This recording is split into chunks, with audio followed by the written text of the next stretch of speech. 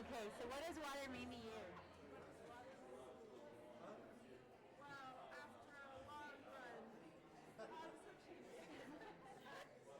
Me, water is something that has surrounded where I've grown up. I grew up in Minnesota.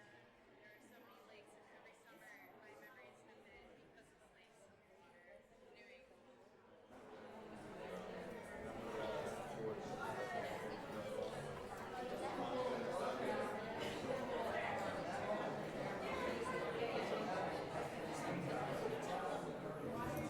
Hello everyone. We have people still trickling in. Parking here is difficult.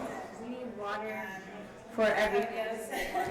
But first, before we hear from the Blackhawk singers, I'm going to keep drum group while people are still being seated. I'm going to have Maria Daly, who has helped us do Aquilino Arts with the media on this. We held contests on the waterriverlifegiver.org website, a blog contest, art contest, and a poetry contest. So please go check the website out and view all that great work that has been produced for this event. And Maria's going to just quickly announce our award winners because the awardees aren't even aware that they won yet. And she will share with you those really quickly, and we will hear from the Blackhawk singers opening this evening event. Thanks again for coming. It's really wonderful to see such a lovely turnout. The contest was lovely. There was a bunch of wonderful pieces. I want to let you know that the winner of the art contest was, in English it's Les Sale, and I'm going to try to say it in Navajo. You can correct me. No, guys. Piano piece by Keone Burke. The winner of the poetry contest for The Underside of Blue, a Renku, was by San Juan College Poetry Workshop and edited by Tacey Nice. Awesome. And the winner of the blog contest was Indigenous Destinies and Dams by Brian King.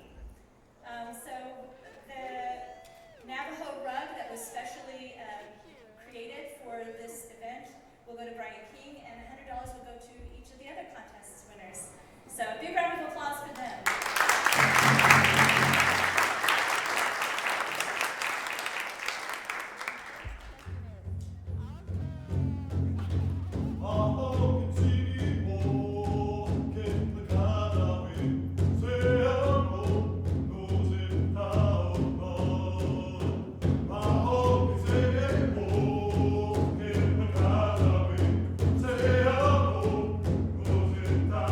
What is Amore,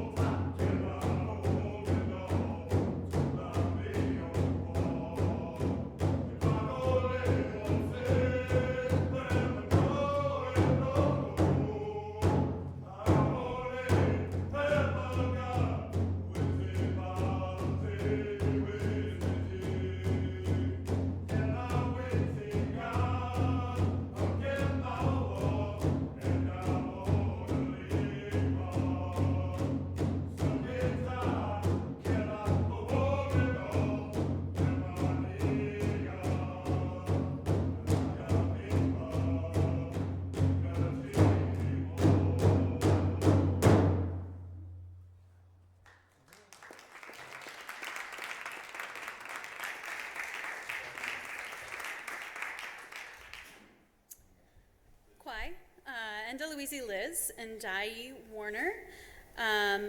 Nia El Nomba. Hi, my name is Liz. I'm from Warner, which is in New Hampshire. I am Abenaki. I would like to welcome you all here to Abenaki country, and I'd especially like to welcome our Dene relatives. So, Oli Payon and Dakina.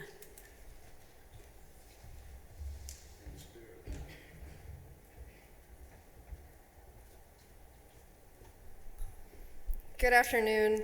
My name is Melanie Taylor, and I'm the Chair of Native American Studies here at Dartmouth.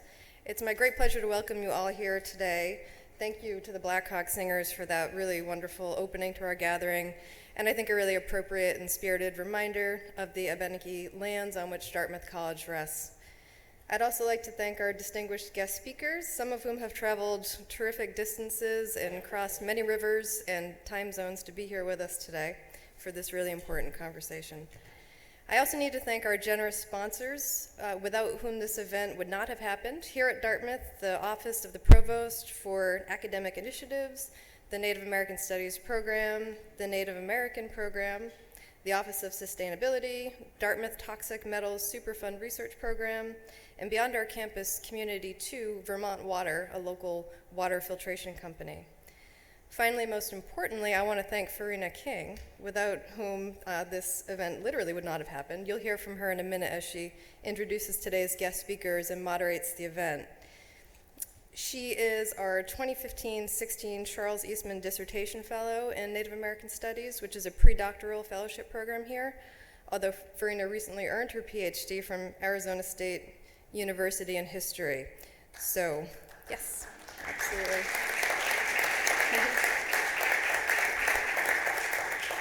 So I'm pleased to introduce her to you today in a moment as Dr. King, which has a really nice ring to it. I feel like I've heard that somewhere. Farina came to me earlier this year with an idea for this conference, which started out as a fairly modest plan to bring together a few individuals working to understand and ameliorate the impact of the Gold King mine wastewater spill on Navajo community. Quickly, though, the scope and the impact of the event really blossomed, and it became impossible not to think about and try to represent similar crises closer to home here at Dartmouth, in Burlington, Vermont, most recently in Merrimack, New Hampshire, and of course we're all thinking about the ongoing crisis in Flint, Michigan. Ultimately, we can only do so much in our limited time here today, so we'll talk mainly with several representatives here from the Navajo Nation, as well as a local spokesperson for a Vermont group. But our hope is that the discussion today will continue long after our 2 hours here have concluded, and that the geography of influence will be as broad and as deep as the tentacular reach of water itself. As Farina and Maria have noted on all the wonderful promotional materials for the conference, clean water is an everyone issue. And certainly it's a constellating issue for those of us working in Native American studies in fields as diverse as history, anthropology, philosophy, political science, environmental science, of course, law, and my own field, literature. For not just Indians, though, but those existing on the socioeconomic margins of American society more broadly, access to clean, potable water can be an embattled right, so fundamental to basic human existence, and yet so obviously a window into the persistent inequities that structure our worlds in the most literal, tangible, and often haunting ways. My own experience with this issue magnifies this paradox. Growing up near the ocean on Cape Cod, Massachusetts, the water, particularly the ocean, has long been understood to be the very lifeblood of our families and communities.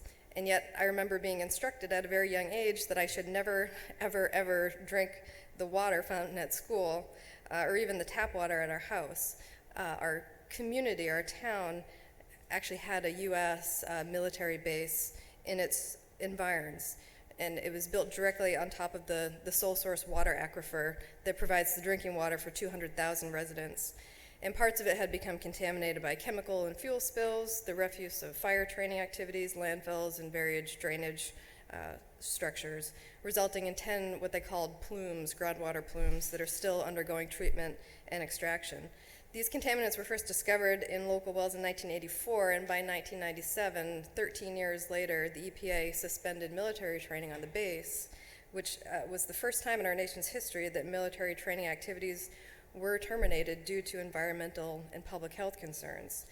Too little, too late, though, some say. The base had been in operation for nearly a century before these measures were enacted, and the health concerns for area residents, including much higher than average rates of cancer, will likely plague our families for generations to come. And that really is what this all comes down to, the health and the vitality of our communities and our families who are literally sustained by water. As many of you know, 19 months ago, I became a mother to an amazing gift of a little boy. Without a doubt, the most important and centering experience of my life. And perhaps the first time I became aware of how vitally and literally we are all connected. I didn't expect to get emotional. I haven't really slept all week, and that's because of this little boy, but not only did I gestate an actual life form in my own body, which is kind of a surreal and humbling notion in its own right, but my relationship with my son was forged first and foremost through water. For the first 9 months of his life, he was an amphibious creature. I remember feeling so astonished by that realization. As humans, we can't survive underwater for more than a few minutes, if that. But as infants in the womb, it is the only way that we persist.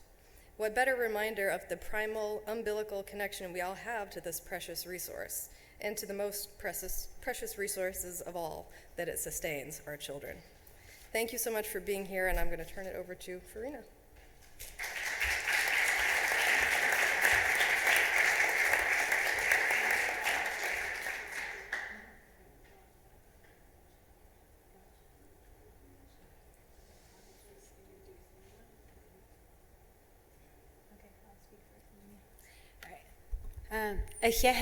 Thank you, everyone, for your participation and involvement with this.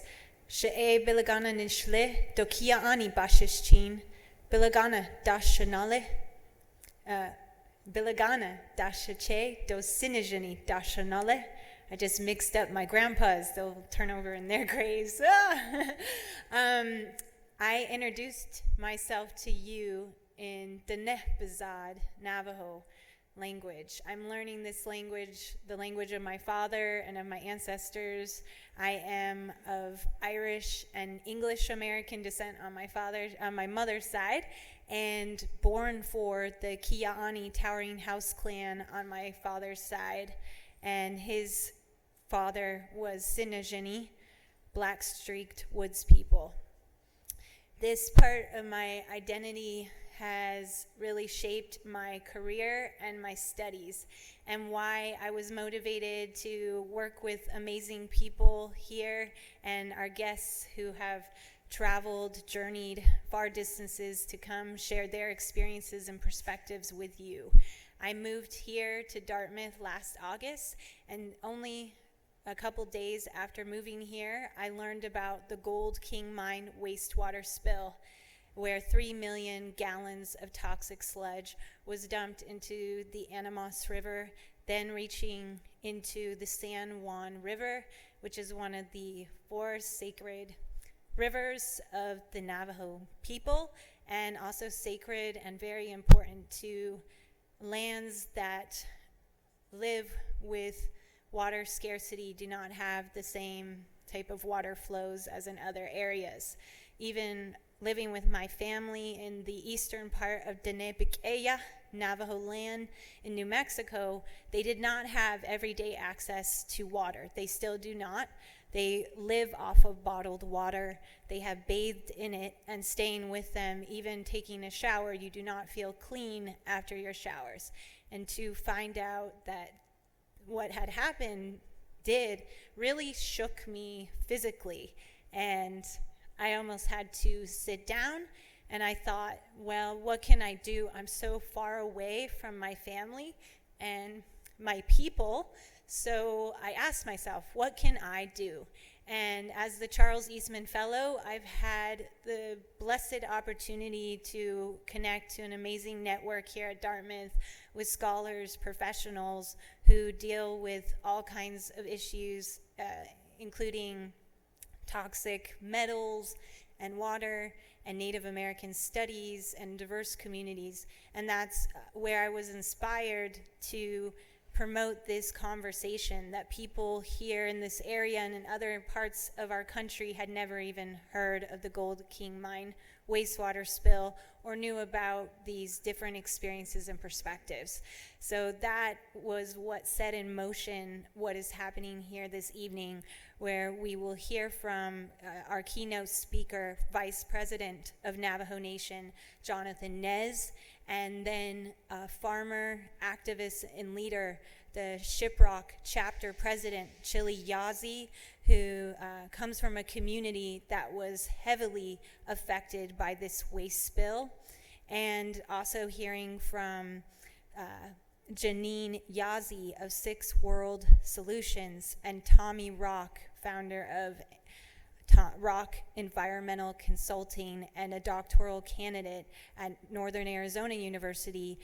Janine and Tommy have been working with the Yellow Water Tolitso project with University of Arizona, Carletta Chief, and Northern Arizona University to assess the ramifications and impacts of the waste spill, particularly among Navajo communities.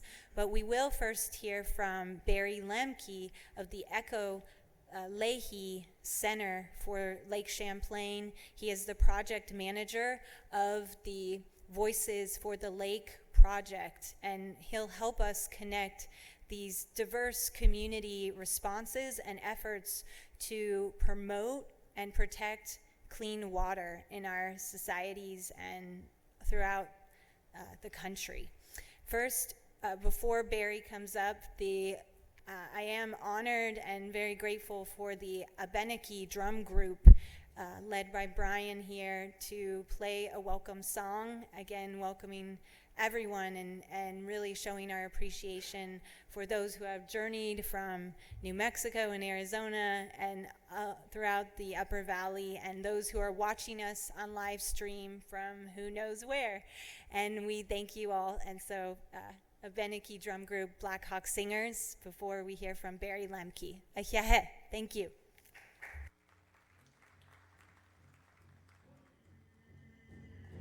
Oh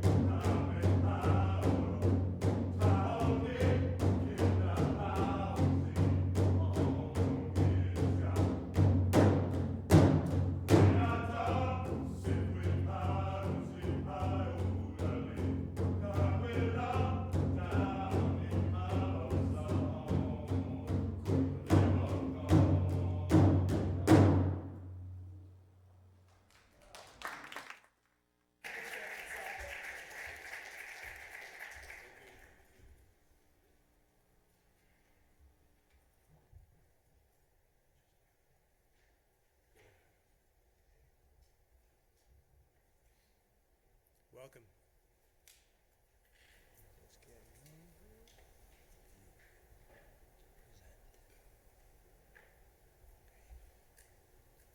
Great. Thanks very much to everyone who organized this important event. I appreciate the opportunity to be here. It's a great honor to learn more about our relationship with water and your work around environmental justice. So thank you for that. Water is life, and life is about relationships. Relationships with the natural world and relationships with each other. To honor these relationships with water and with each other, I'd like to begin today by taking 5 minutes and have each person turn to the person next to you and talk about why water is important to you. What is your relationship with water? So I'd like to start that. Please turn to the person next to you. We're going to take the next 5 minutes to share why water is important to you.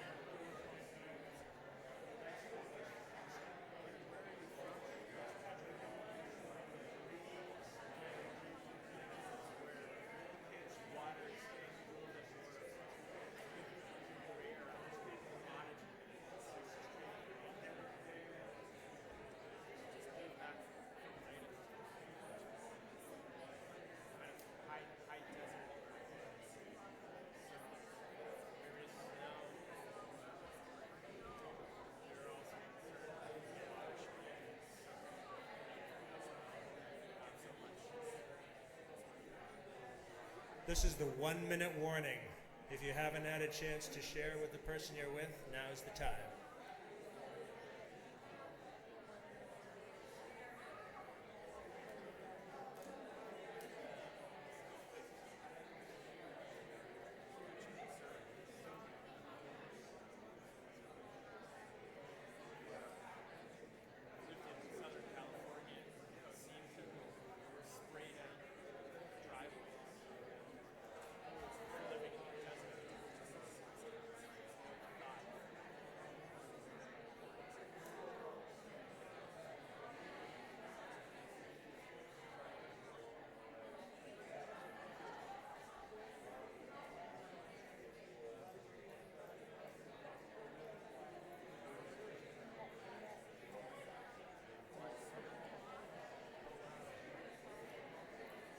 Okay, let's slowly wrap up. I'm going to ask folks if they're willing to share with the group about their relationship with water. We have Maria here with a microphone. Please.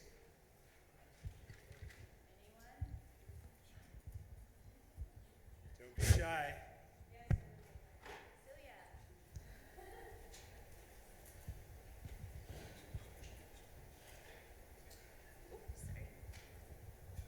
Well, I think our group was talking about how many of us learned to connect with water from being on the coast and the aesthetics of that, and but not really knowing where our drinking water came from, you know, growing up in the suburbs.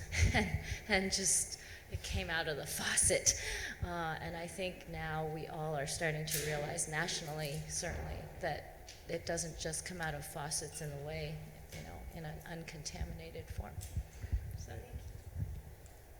Please.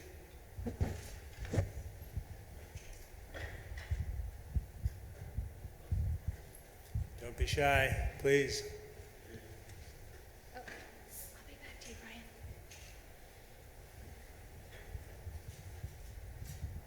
Brian. Hi, nu Polimana Joshrema Yanhopi Matsua.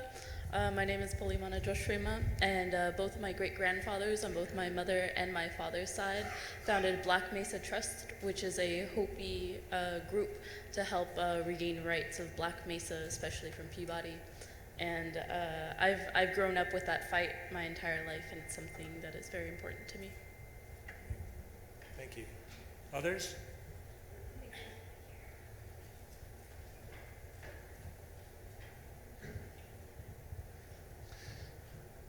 Hi, I just thought that water is, it shouldn't come to a surprise that water is life. And it is much easier to appreciate it when we don't have it or we don't have good access to it. And I've seen and lived in parts of the country where people have to go to great lengths just to get it. And it's given me a greater appreciation for it. Great. Thank you.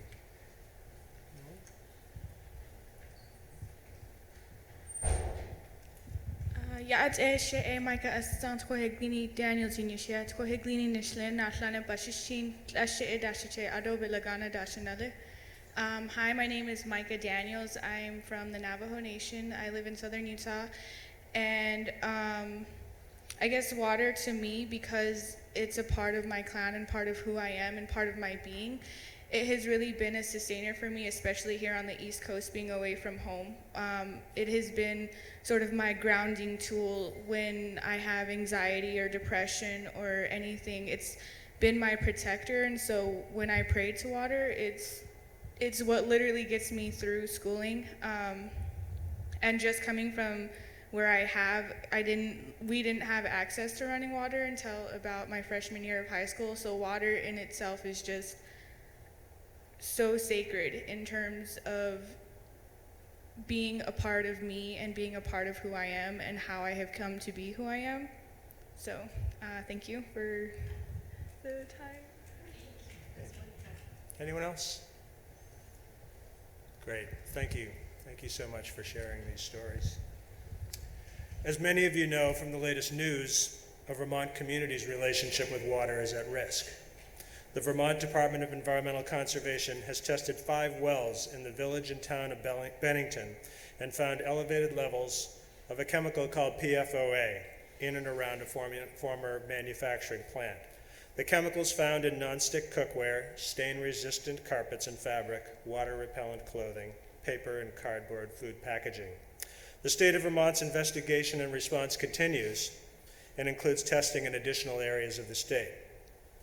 In a scene repeated across the country and over the years, people face a host of health problems caused by regulations that deem a chemical innocent until proven guilty, and an economic system that ignores the public health and environmental costs.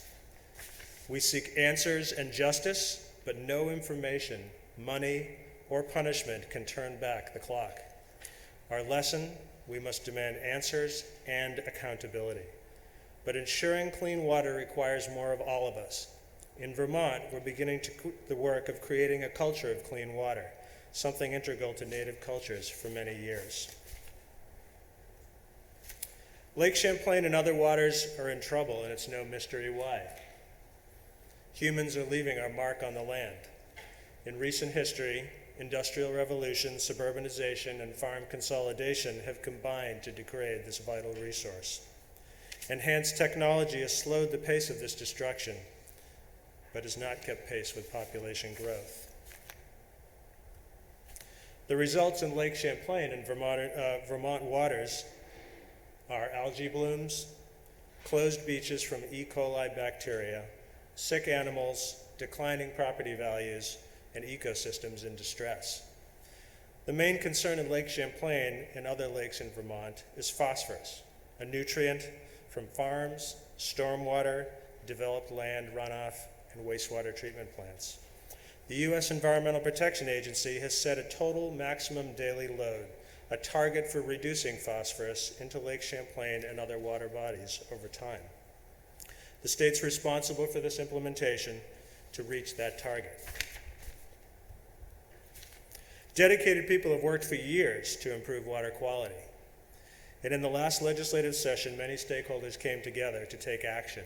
Farmers, businesses, developers, local and regional government, and state agencies came together, and as a result, the governor signed the Vermont Clean Water Act last July, which provides funding and authority to improve water quality.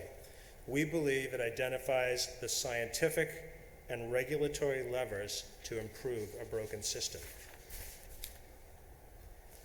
The Voices for the Lake Project is a faith and science environmental partnership between All Souls Interfaith Gathering and Echo Leahy Center for Lake Champlain in Burlington. We decided to support and build upon the important work already being done to create a culture of clean water. So what is a culture of clean water? A culture of clean water is every person honors their relationship with this vital resource, this gift. Schools teach students about the value of stewardship and the value of water. Homeowners create rain gardens and use non-toxic alternatives to pesticides. Developers landscape properties to reduce stormwater runoff, and farmers employ practices to maintain healthy soil, reducing nutrient runoff, keeping water clean. So we asked participants that we're working with to take a look at the impact of our behavior on water quality over time. This is called the behavior over time graph. On the left side of the graph represents water quality. High water quality is at the top, and that says, I can read it very small, life-affirming, healthy, thriving watershed, love of water. Those words in the middle are our goals. These are words that are from the goal of this work. Down the bottom on the left side of water quality is low water quality, and that's collapsed watershed ecosystems and economy. Across the bottom is time, with today in the middle. Understanding that we have had a relationship with water for many, many years, people in this particular group picked the 1600s as a time to start charting when we started having an impact on water quality, when we had a water-based economy. And you can see water quality decreases over time with industrialization and suburbanization. And as it approaches today, in the middle, you can see a small bump for the passage of the Clean Water Act in 1972, and then it starts heading down again to today. If we continue on the track we are on now, water quality will continue to decrease, and you can see that line going down fairly rapidly. What needs to be done? What needs to be done is the green line. We need a lot of action, and we need it fast. That is a very steep curve. And in between that green line of what we need to do and what if we don't do anything going down, that is the gap that we need to close with our action, with our behavior. Culture change is hard, though. We've seen success with energy efficiency and waste reduction, where people are definitely having an impact. But these practices have direct financial benefits, and that's not always the case with clean water. Unfortunately, as somebody said before, it often takes an accident that contaminates water for people to recognize and honor their relationship with this resource. So in our effort, we took a systems mapping approach. where people agreed upon the current reality and identified opportunities for change. We interviewed 35 people who are passionate and knowledgeable about water quality and create a system map for each person that represents their view of reality. We merged these individual maps, these 35 maps, into one integrated map, and the map is designed to create a culture of clean water. And I'd like to share this map with you now.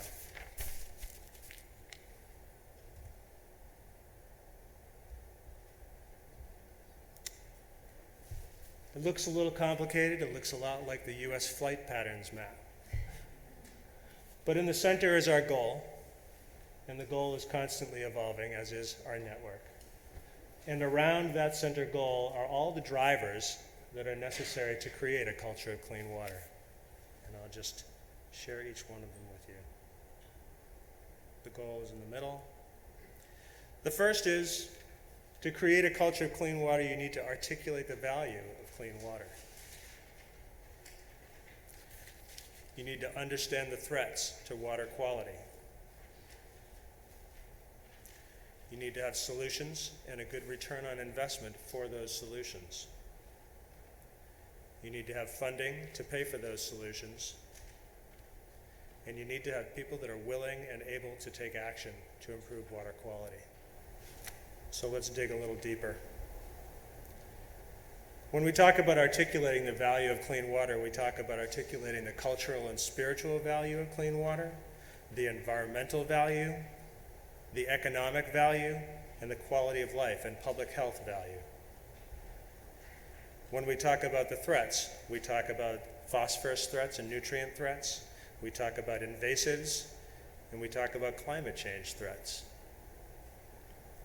When we talk about solutions, we talk about the return on investment for those solutions from the perspective of the agricultural world, stream channels, forests, developed land, roads, and wastewater. When we talk about funding, we're talking about public and private funding. We're talking about local, regional, state, and federal funding to pay for those solutions.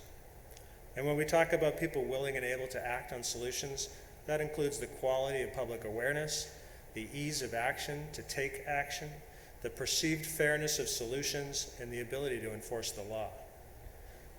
So all of these drivers are necessary to create a culture of clean water.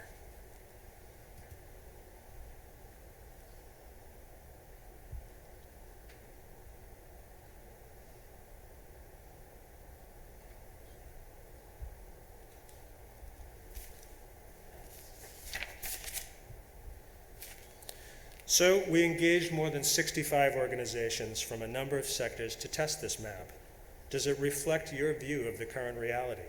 Is there anything missing? Do you see yourself and your challenges in this map?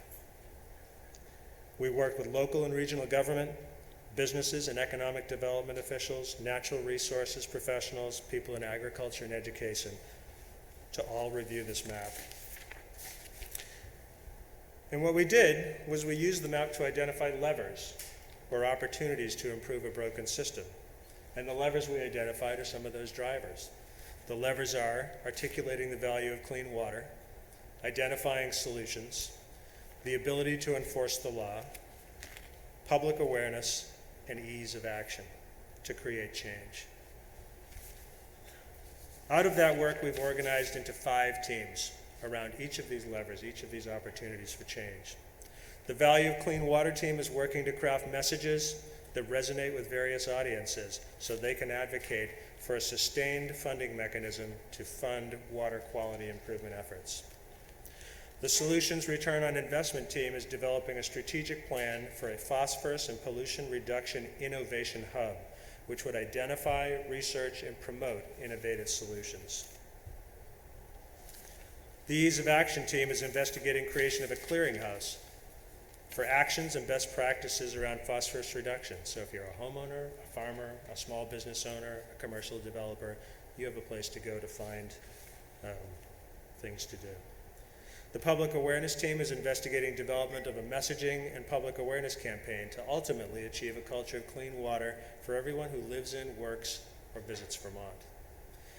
And the ability to enforce the law team is working with the Agency of Natural Resources to explore comprehensive and coordinated water quality enforcement strategy. To understand the context in which our network is emerging, it's helpful to understand the systems that we have. So you'll see 4 types of systems. On the right-hand side are systems with certainty, and on the left, those with uncertainty. So starting with the bottom on the right, in simple systems, clear cause and effect relationship is evident to everybody. Right answers exist. And the example is changing a light bulb. The light bulb's burned out, you unscrew it, you put it in. It's a simple system. On the upper right, in a complicated system, cause and effect relationships are discoverable, but not immediately apparent to everyone. More than one right answer is possible. And an example is sending rockets into space. Elon Musk and Jeff Bezos are both taking different approaches to sending rockets into space, as is NASA. So these are complicated systems. In the lower left, a chaotic system is there's no clear cause and effect relationship. There's no point in looking for right answers. An example is a traffic jam or the situation after 9/11. Sheer chaos. And in the upper left is the world in which we work, a complex system. There's no right answers, and we look for emergent, instructive patterns. And the example is healthcare reform, reform of the criminal justice system, and improving water quality. So our emerging network must adapt to thrive in this complex system.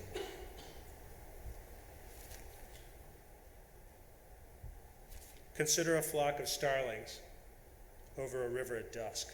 This is a complex adaptive system consisting of many separate but interrelated parts.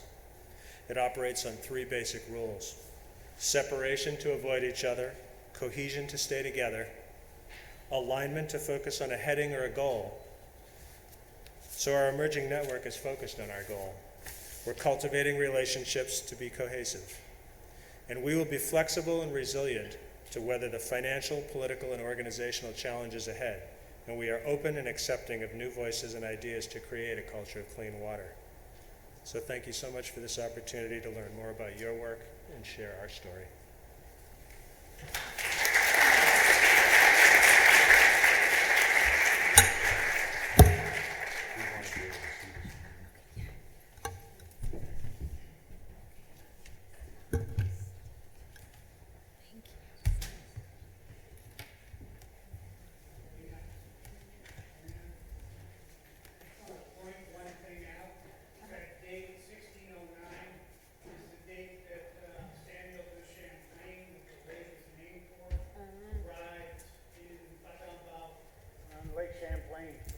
Abenaki country.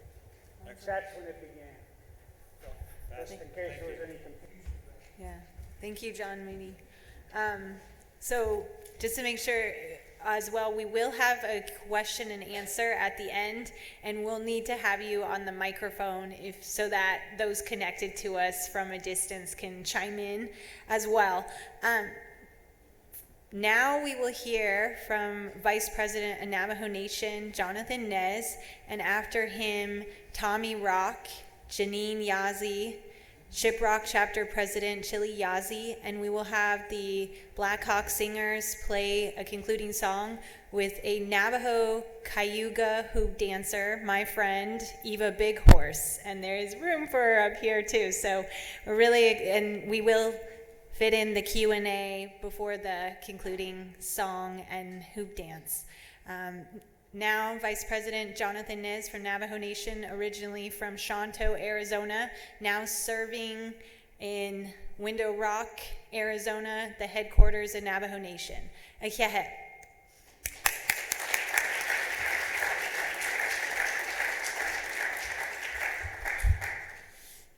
Good afternoon, everyone. Ahiahe. Ku ashtent ashato need. Appreciate the invitation to speak at this event. I bring you greetings from the Navajo Nation people. But I see a little Navajo Nation res right there in the middle there. So my children, and I think some of them are out outcast way out in the other side over there. So it's good to see many of our Navajo students being here at Dartmouth College. It's always encouraging to see our Native American students striving to be their best and also learning so that we could be able to rewrite history from our own perspective through the eyes of Native America. That's what we need, and we want to say thank you for many of the professionals, the academics out there that are rewriting history through our lens. Let's give them a round of applause.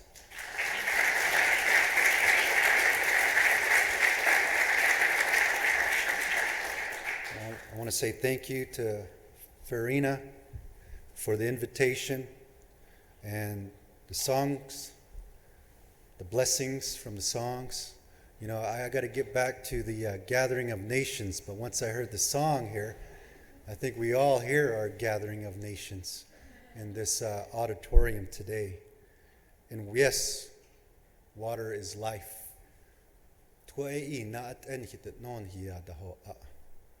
She kodo ashin slon tkanes zane ibashichin twodachini da shiro tkachini da shanala sha twode yisinasha so hot kon the nan linigi yat nikidini dole lara kon shalchin. You know, water is important to everyone in the world, but for Native Americans, you can see the importance of water due to the fact that communities in the native tongue utilize water in their names. For example, the children here, I heard someone from Tuba City. Two is water in Navajo. Tuba City. Twudnest is someone from Cow Spring. I'm from Shanto. Shanto. Kaipi to. Twudneshye. You know, these are Navajo communities, names of Navajo communities throughout our nation. And we hold water very sacred. And at times, our grandparents, our forefathers, grandmothers have always said that nobody owns the elements. But today we see this conflict, this tug of war of water resources, not just in the east here, but also in the west, the southwest. And you know, it really breaks my heart to see many of our people become divided over water, especially now. And many of you know that the main stem Colorado River from Lake Powell that runs down into the Grand Canyon has been in this tug of war for many years now. But I want to say, you know, on behalf of our president, Russell Begay, and myself, we're doing everything possible for our Navajo people, our tribal communities in the state of Arizona, to get our fair share of water usage. And before all the states came together and amongst themselves divvied up all the quote-unquote quantified water for the states, but never allowing tribal communities to be at the table. So I think now is our time as Native peoples, as indigenous peoples, to begin to sit at that table and say that we are wanting our fair share for our future generations to come. I know I'm here to speak a little bit more in depth about the Gold King mine. You know, President and myself, we've been fortunate, I guess in a way, that we are at the front seat of this whole traumatic event and how we're dealing with the federal government and those individuals out there that caused this, and how we're advocating for our Navajo people in protecting, one of the prime water on the Navajo Nation, which is the San Juan River, which is a bloodline of our people. But before I go any further, I want to go a little bit more into water rights. When water rights are being deliberated upon, it's usually focused more on drinking water. Quantification of how many people out there and utilizing it for future consumption. But many of you know that indigenous people relied heavily on farming. But the use of water for farming never really is the focus of quantification, especially when it comes dealing with the Southwest. And so we are really wanting to come back to subsistence farming for our people. We talk about health, we talk about wellness today. We are able to take better care of ourselves. We are capable of taking care of others, and we are capable of taking care of our own people. And that's what sovereignty is all about, right? Having the ability to take care of your own people. Navajo Nation has 27,000 square miles of land. And of that land, a large majority of that is fertile for farming. The Navajo Nation has the ability to feed every single Navajo that is out there. And that's over 300,000 people, Navajo people. And plus, feed even more. And so we have to look at sovereignty at a different perspective.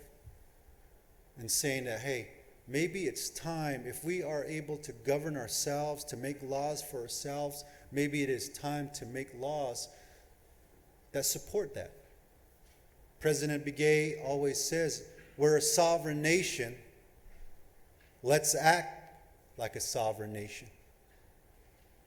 And that would mean making laws that would say any produce that is developed in our homelands should be available in our own supermarkets within our territory. Just imagine if we were to do that. Fruits and vegetables from our own farmers to be sold in our own supermarkets. Our own cattle, our own meats to be available in our own stores on the nation. And I believe that's the highest sovereignty that you can have when it comes to being able to sustain your own people. People use the concept of food sovereignty, health sovereignty. We throw that out easy when it comes to congressional leaders, right? And say, we're a sovereign nation. But on the flip side, we ask the federal government for subsidies. And we contradict what we're talking about almost on a daily basis. And so we need to begin to challenge one another, to challenge our young people, the students here in Dartmouth. And I can see a better future for all tribal nations when we're able to say, we can do this. In Navajo is self-sufficient, self-reliance. You know what? Tribal communities were once self-reliant and self-sufficient. And if we return back to being self-reliant, just imagine how an individual can be empowered through that. And I've always said, if you empower an individual, you can empower a family. When you empower a family, you can empower a community.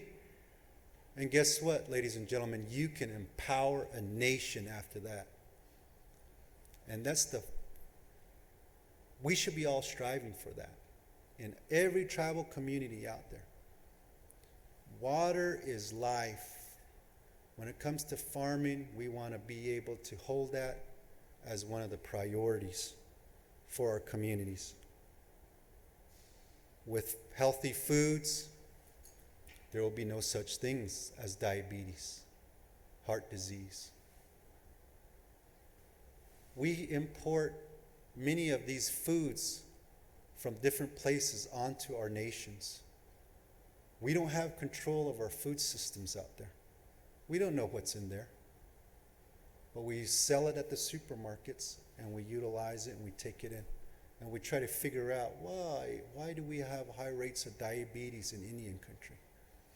High rates of health problems, heart disease, because we don't know what's in our foods.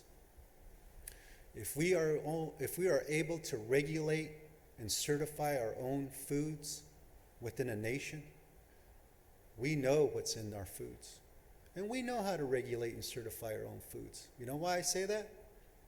Because each and every one of us is alive today because of our people regulating and certifying our own foods. We shouldn't rely on USDA and ask for their little stamp so that we can provide that produce in our own supermarket or gas station.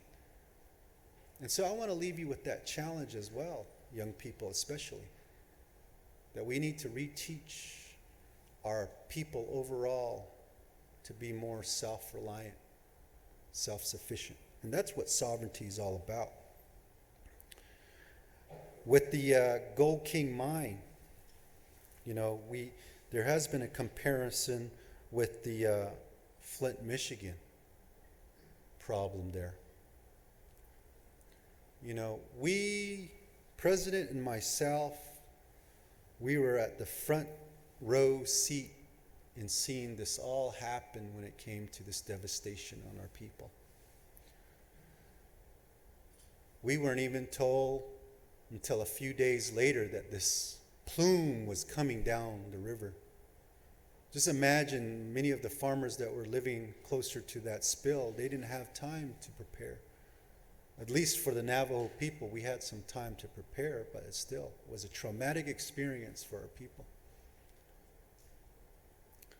3 million gallons of water is estimated, but in other hearings that we've had, it's over 3 million gallons of water, waste that has come into that whole San Juan River basin.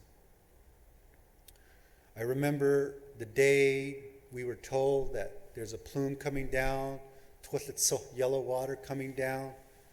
I'm sure you've all seen pictures of this yellow water in media and pictures. And that was something when we were just a couple, 2 or 3 months into our administration, coming off of a contentious election. And we were told that, this devastation was coming. Be prepared, be prepared. And then we went out there, President and I, we said, you know what? We want to see what's going on. We want to see where this incident occurred.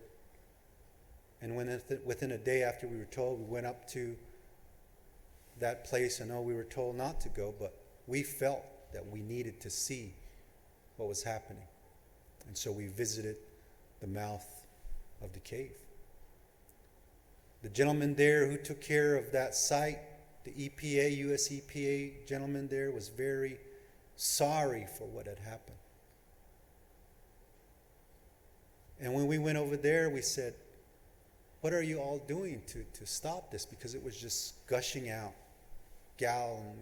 thousands of gallons at a time, yellow water with all sorts of heavy metals, all sorts of things that we don't even know at that time.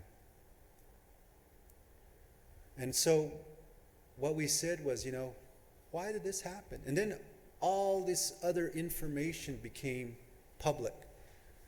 We found out that there are thousands of mines in the same situation in those mountains there. They try to plug up these mines from spilling out these heavy metals. And so when they plug them up, it just builds up within the mountain, inside the mountain. And so when this gentleman was doing routine maintenance with his heavy equipment, he uncovered that. And when he did uncover it a little bit, and it just blew, boom. And that's when all that water came through. And there are many other caves or patches up in that area that's ready to do something similar again into the whole watershed in that area. And so that's a concern for us. And we hold US EPA accountable for what occurred because they are charged with going after these companies to do the cleanup. But because of our laws, our mining laws, the federal laws were unable to go after those companies. So US EPA is the person, or is the agency that should clean up and is supposed to clean up these sites. And today, almost coming on a year of the Gold King mine spill, we still don't know what's going on. What else is in there? We have scientists that are working on what's all in the water. High levels of all sorts of elements in there. Mercury, all these heavy metals still. Tests are happening, but as you know, heavy metals settle at the bottom of the bank. And so when they start sampling these waters, it doesn't come up as readily. But we're coming to a season where there's snow melt off, monsoons coming up that's going to disturb a lot of the bottom of the riverbanks. And studies have indicated that when these large these big storms happen where large flow of water go into the river, that it disturbs and it brings back up the metals. And we continue to hold US EPA accountable. There was a hearing in Phoenix last week. The Senate Committee on Indian Affairs, we appreciate Senator McCain, Senator Barrasso for bringing that hearing into Arizona and to ask those important questions to the US EPA. But to this day, we have yet seen any resources given back to our farmers. And they're still devastated.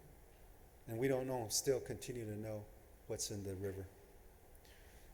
The panelists today have been working, with President Yazzie here, comes from the community of Shiprock, which was devastated by the spill.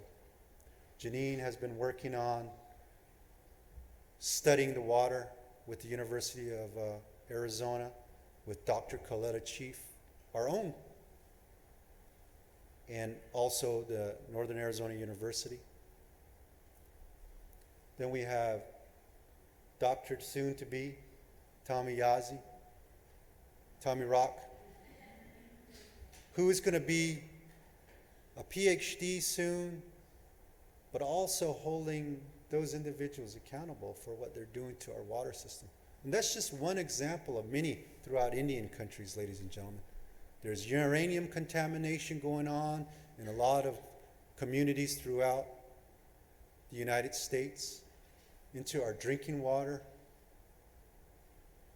because of past drillings for all sorts of elements, uranium, oil, and they're messing up the water table. And we need to hold those individuals accountable because that's our precious water. And that's subsurface.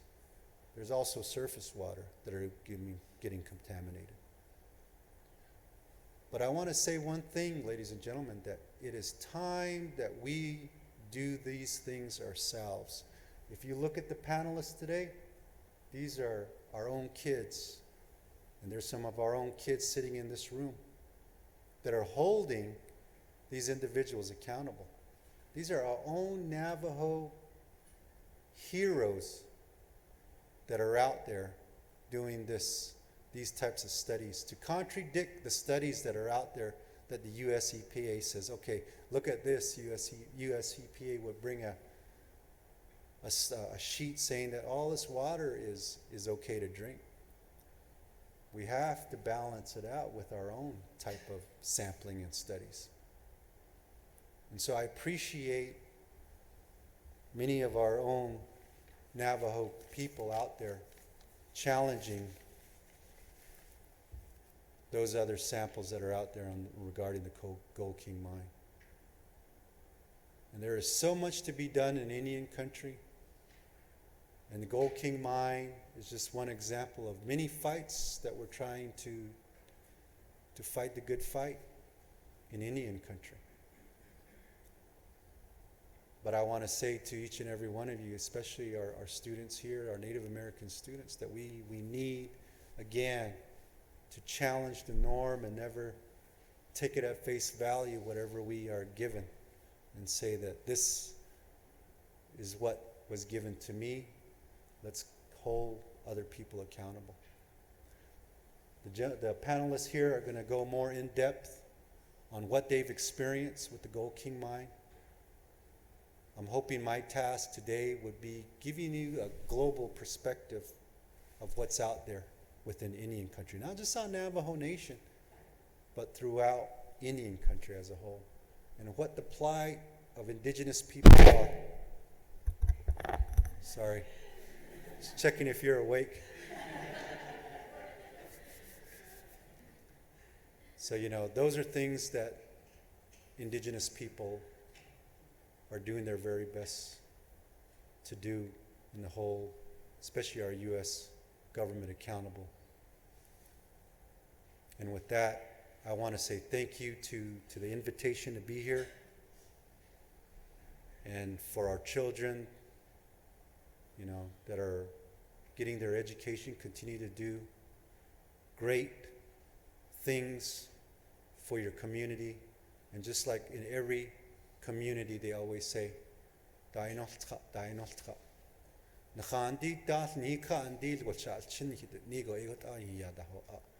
we are always told, go get an education, or should I say, go get an edumacation. And what they say, come back. Come back and help your people. So with that, God bless each and every one of you. And we appreciate the invitation again to be here. So, thank you very much.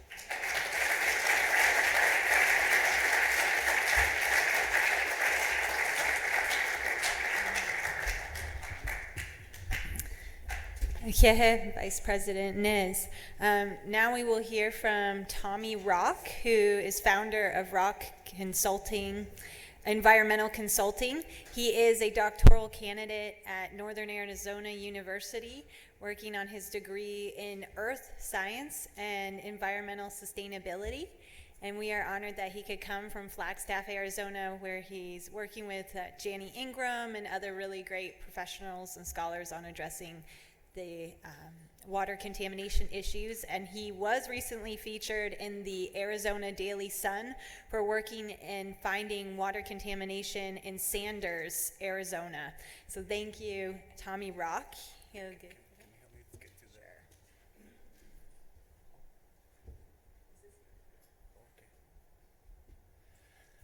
Yada, Tommy Rock, and Shadow, or just quite in a shot. I don't tipping the scale of the Schnitler, I don't should on a sheen slaw. Let's not but a sheen, 20 chinny, that's a Jado, look at Ned, that's enough.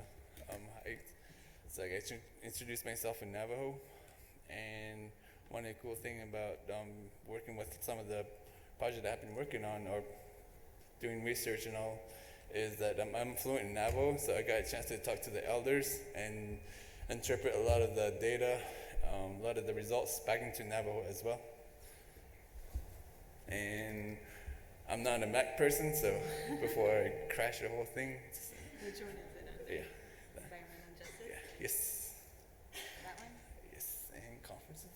Like that one. And Which one are you? that one. That one. Okay, great. There you go. And I'll be talking about some of the stuff that we're doing myself and from Northern Arizona University as well. I'm the first in my family to be a doctoral candidate, so it's pretty awesome. Yeah. And also, I'm one of the first incoming class to this new doctoral program, so I'm the first native going through this new School of Earth Science and Environmental Sustainability, so it's like, hopefully I set the bar high. I'll be talking about some of the water or some of the wells that we sample or that I've been involved in. And when it comes to sampling and when it comes to water or wells, you have to talk about regulated, unregulated water. Regulated water are the public water systems, like water coming from your home, faucets and whatnot.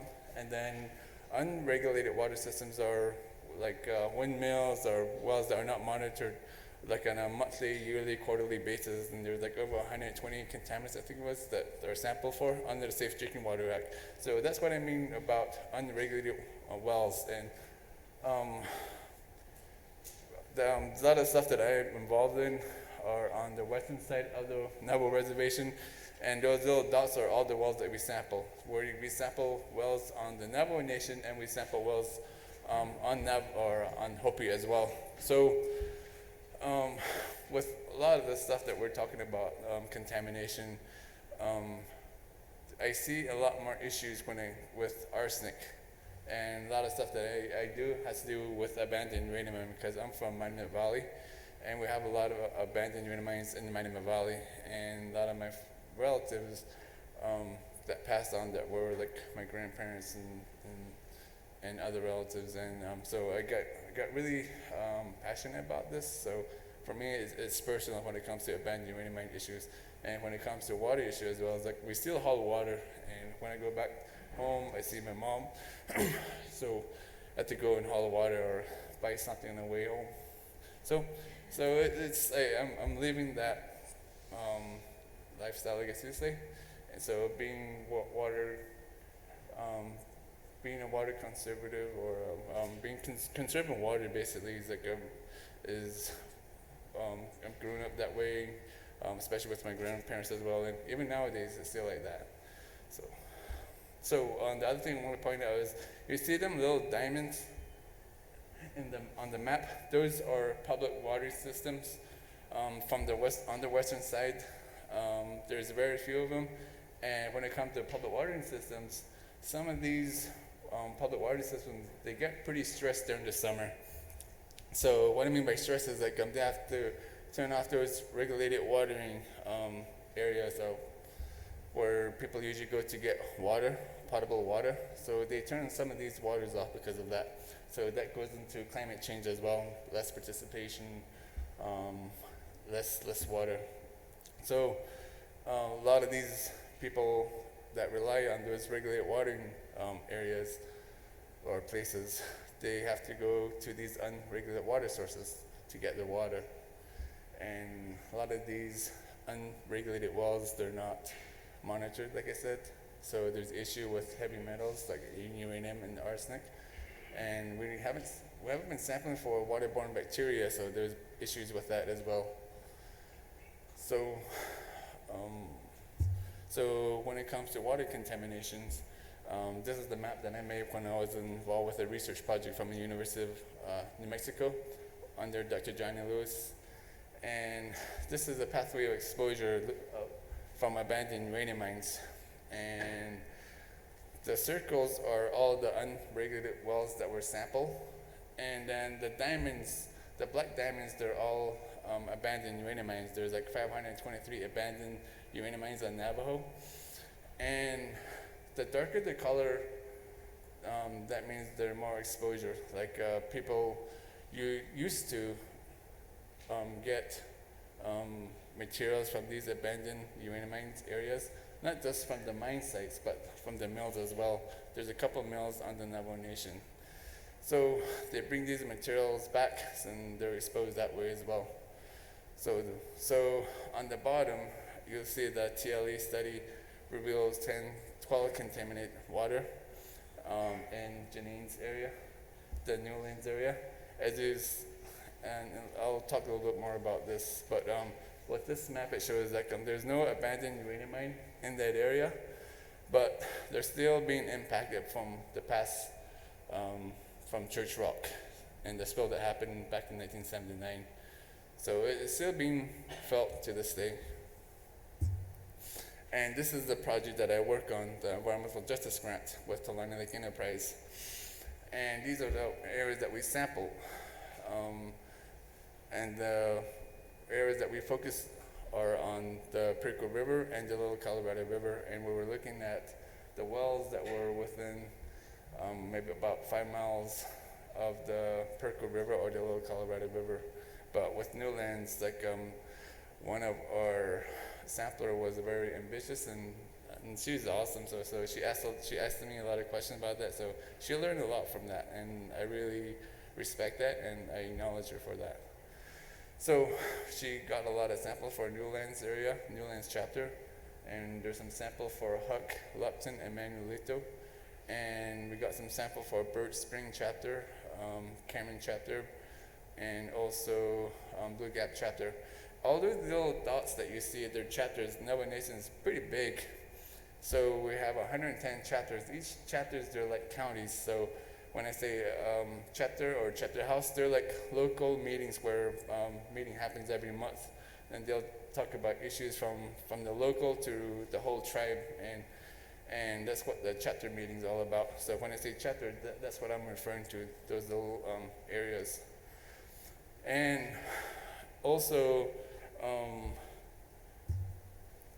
for this map, I want to point out that the results that I was looking for was uranium, and in this graph it shows the maximum contaminant level for uranium, which is 30. It's like that needs to be moved. Anyways, it's 30, and it's 30 parts per billion, and there's a couple wells that exceed that. And there's one community, Sanders, the public water system, that exceeded the MCL for uranium. And it's around the same time the spill happened, the Gold King mine spill. So we had trouble trying to get more attention for Sanders area, and not only for the community of Sanders, but the elementary school as well. So when it comes to issue with water contaminations, the most vulnerable populations are the kids. Kids are the most vulnerable population, and then people that have health issues as well. Those are the most vulnerable population. So when it came to this community, they haven't been informed about their water for quite a long time, so that became a real big issue. And with Sanders, the little red line is the Perico River, and that's just downstream from Church Rock. Church Rock is an area that have been previously mined pretty heavily, and they've been dewatering a lot of these uranium mining, and they were dewatering the water into the Perico River, so it kept on flowing for like over 20 years or so. And then on top of that, there's a spill that happened back in 1979. It was a big tailing pond, and the tailing pond broke. So the tailing pond was more acidic, so we hear community members from Church Rock area and all along the Perico River where people have they burnt their foot basically because the water was acidic. And they said, we hear the same story about their livestock as well. And with this idea, this project came about if any of the wells along the Perico or the Little Colorado River were contaminated. So we sample a lot of these wells along the Perico and Little Colorado River. And with this map, it shows you that all the little dots are wells that have been sampled. And we're sampling for uranium, we're sampling for gross alpha, we're sampling for radium-226 plus 228. And there's a couple wells that exceeded gross alpha, but The one exceedance was mostly uranium, and you can see that along the Perka River. And the one that had the highest was 180 parts per billion. And the maximum contaminant level for uranium under Safe Drinking Water Act is 30. That's a lot, 180 parts per billion. And for the, there's some other areas that were pretty high as well. And some of the things that the community been asking them for is like, what about their livestock? What about their crops? And you'll hear the same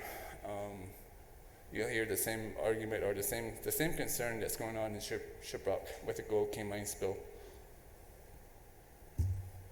So that's the community of Sanders. The elementary school is just north of there. We see the Interstate 40. It's just right off the freeway, and their well is just right near the Perka River as well. And that little picture is the wellhead. And I used to work for Navajo EPA with the public water system, and I never seen a wellhead like that before. So I was really surprised that that's the wellhead. You'll see weeds growing, poorly maintained. I think there's like a barbed wire that was keeping it closed. So I saw that and I was like, wow, this is in a poor condition. And also, this is the water quality results. And when we found out the water quality results for Sanders and the elementary school, I went and contacted Arizona Department of Environmental Quality and told them about this. And we had a conference call back in early June, and they're supposed to issue a public notice within 30 days, but they never did that. And that was issued on August 4th, I believe it was. And we had a public meeting in July. We informed the community members about the water quality results in that meeting. There's like over 100 people that went to the meeting. We had people from Apache County. We had, and we invited people from Navajo EPA, the Public Water Systems Program. And yeah, the people were pretty upset about being informed that their public water system was exceeding the MCL from 2003. There's a gap between 2003 and 2009, and we haven't get that information yet. And when you look at this graph was made by Chris Shuey, one of my colleagues on this project. He's a public health worker and also have like over 30 years experience doing research, human research. And he's involved with the birth cohort project on Navajo looking at uranium exposures. And he's working with Dr. Johnny Lewis also, and he made this map, and it just illustrates how long the community have been exposed as well. And you can see some of the results, and the last sample that we did was back on 8/11. That's the Tulani Lake Enterprise, and then we have another one on 4/23 last year, and both of the results are pretty similar. And prior to that, from 1986 and 88, that well had been sampled. So, and one of the things that we're thinking that is these exceedances are coming from the abandoned uranium mine, but we need to go and test that hypothesis first. So that's one of the next steps, and also trying to get a health research for that community as well along the Perka River Valley. And when it comes to how much time do I got? Oh, also when it comes to the Gold King mine spill, we did some sampling back in, was it November, I think? Yeah, in November, so we got some samples over in Shiprock, all the way up to Fruitland area. And the last sample that the other community that we sampled was over in southern Utah, a small community called Aneth, and we went out there and we got some sample. We got some water samples from the river. We got sediment sample. We got soil sample. We got a sample from the irrigation as well. There's not a lot of farming in Aneth chapter, so I think we found like 2 or 3 farms, but we got quite a bit of sampling in Shiprock, all the way up to, what is it, Fruitland area. So that was a busy time. Also, just recently, this past March, we went back out there and we got some more sample as well. And for the people from University of Arizona and Northern Arizona University, they got a canoe this time and they got a chance to go down the Animas and San Juan River and got some more samples, so that was pretty cool. I didn't join on at that one, so I was like, I missed out. Anyways, that's it.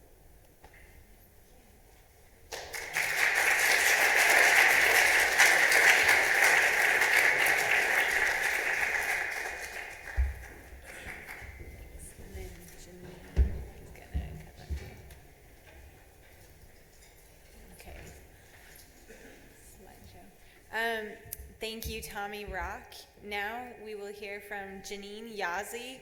She graduated from Columbia University in political science field, and she is from Lupton, Arizona, and is a founder and CEO of 6 World Solutions, which has the mission to promote socioeconomic changes within Native American communities, and also follows the 7th generation philosophy. Thank you, Janine. Yeah.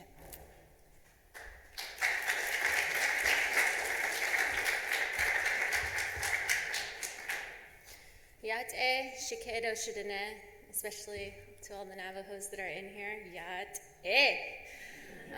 As well as to all our relatives that are watching us over live stream.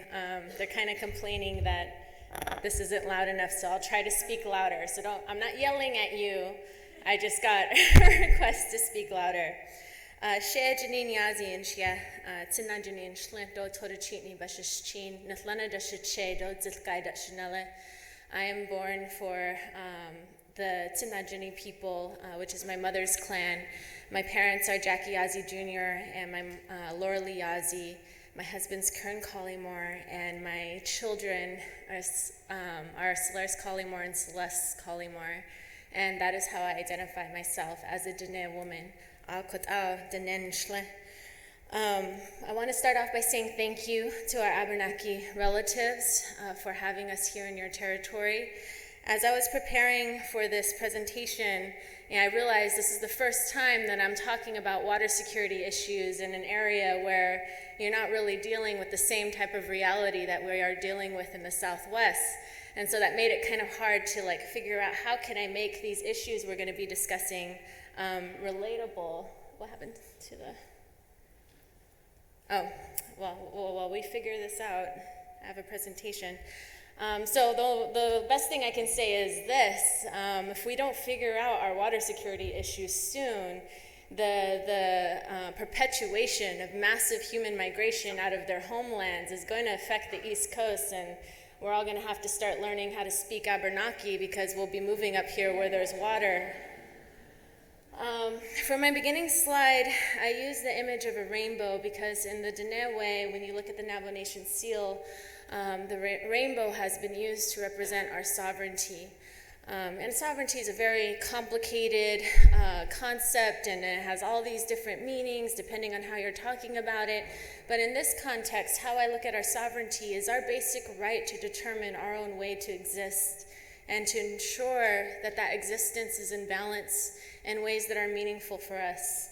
And that sovereignty has and continues to be under severe threat. In Navajo culture, like many Native cultures, our language, our identity, our ceremonies are largely rooted in the value and the recognition of the spirit of water. We're connected to our water systems through our oral traditions that tie us to the geological formation of our homelands. And I'm not kidding, like our creation stories, and I'm sure it's the same way with the Abenaki. Our creation stories tell the geological history of our homes, how the mountains were formed, where the rivers came from, and what their names are. And it is through that power, through that language, and through that wisdom that we still are able to survive as peoples, and we continue to practice our ceremonies and our traditions.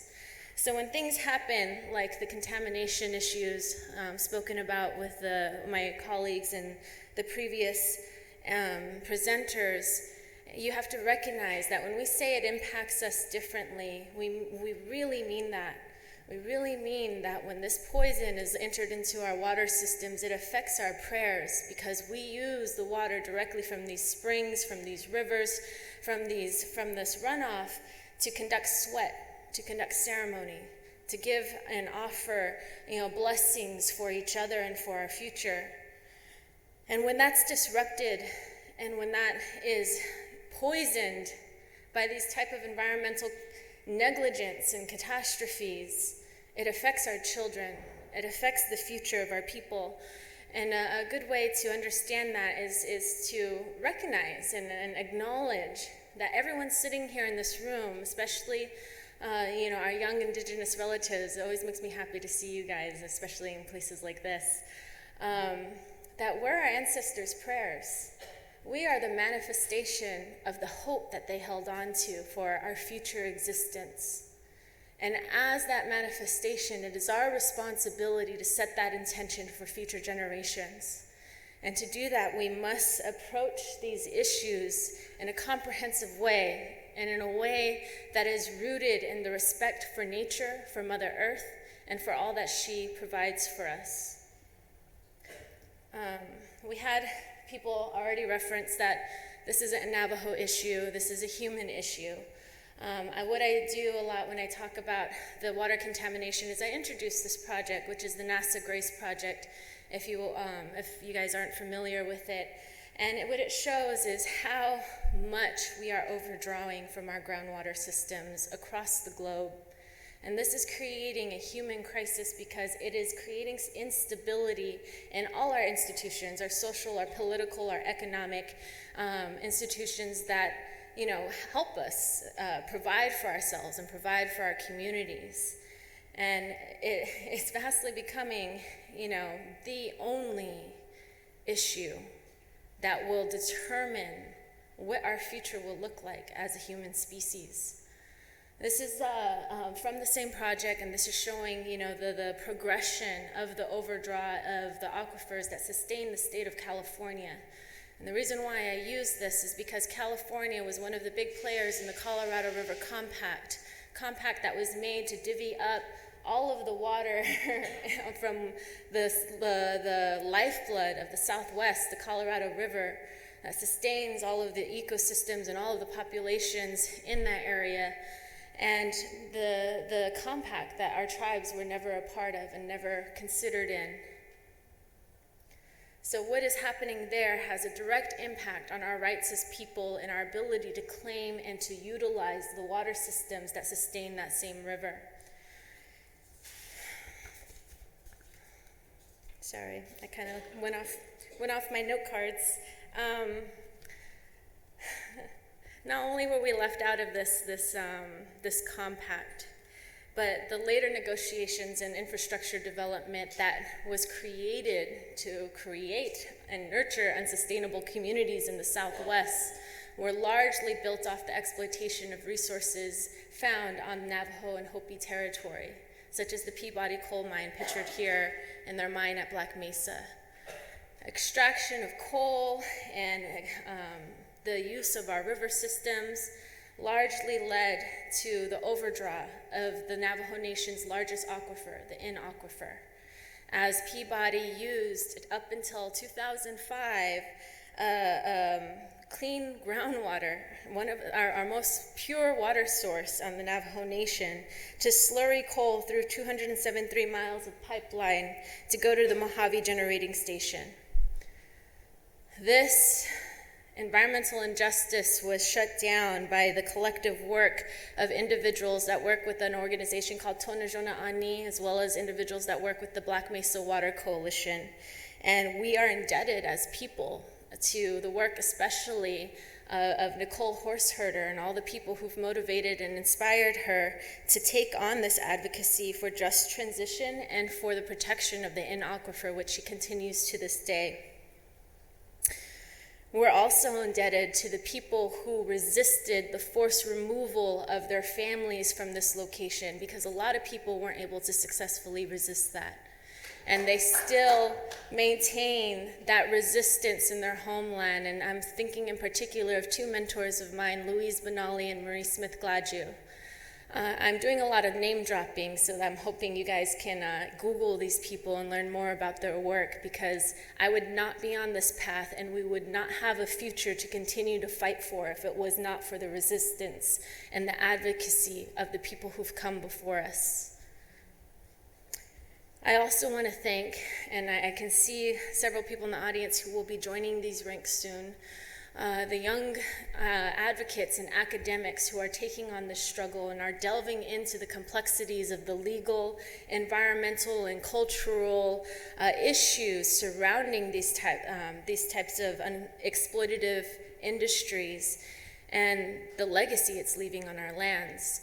Andrew Curley, who is a PhD, actually I think he already received his PhD, so I need to start calling him Dr. Curley, is one of those young individuals who has taken on that fight on his own and has largely inspired a lot of the work that we're doing. You know, Navajos, we have a good sense of humor, even when it's sad.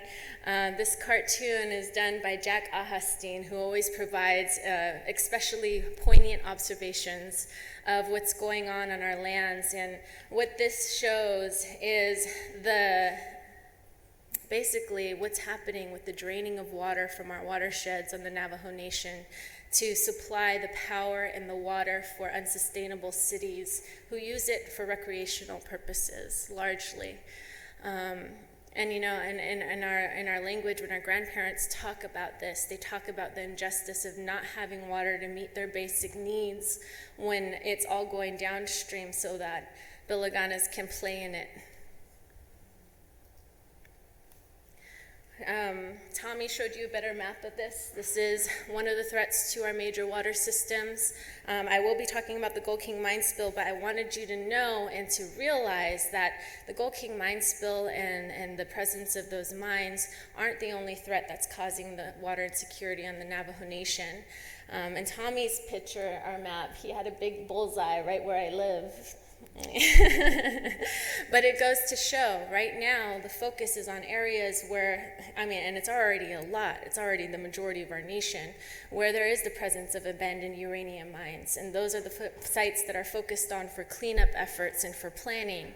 But the reality is that contamination doesn't recognize our geopolitical borders. It does not abide by the rules of industry. It spreads. It spreads because everything is connected through Mother Nature, and that contamination will impact people who live downstream. So even though you look at this picture and you think, wow, Navajo Nation's under attack, recognize that we share the same watersheds, we share the same ground systems, we share the same weather patterns, and that these things impact other people as well. On August 5th, when the EPA accidentally dislodged a plug that released 3 million gallons of acid mine drainage into the Animas River, the Navajo Nation wasn't informed until days afterwards that this yellow plume was coming their way. And the Navajo families and communities that live along the 275-mile stretch of the San Juan River had to stand helplessly as they watched the river turn yellow. This sudden cutoff of their lifeline affected approximately 700 families who, in the middle of their harvest, lost their crops. And these crops mean a lot to us, because these crops that are grown in the area of Shiprock and Upper Fruitland are crops that are grown from heirloom seeds passed down through families for generations. They're crops that produce medicine and corn pollen for ceremonies. And you know, there are crops that everyone looks forward to when we have our fairs and we go buy the squash and the corn and the melons that come from the Shiprock community.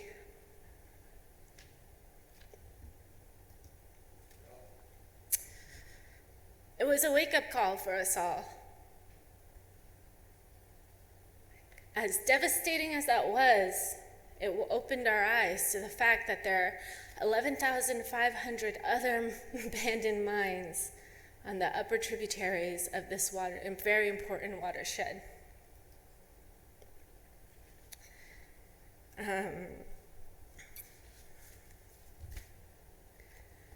The impact that this has had on our children when they see this environmental, cultural, and economic devastation unravel before their very eyes is unquantifiable. And the reason why I'm getting teary now is because I'm trying to work my way up to say this, but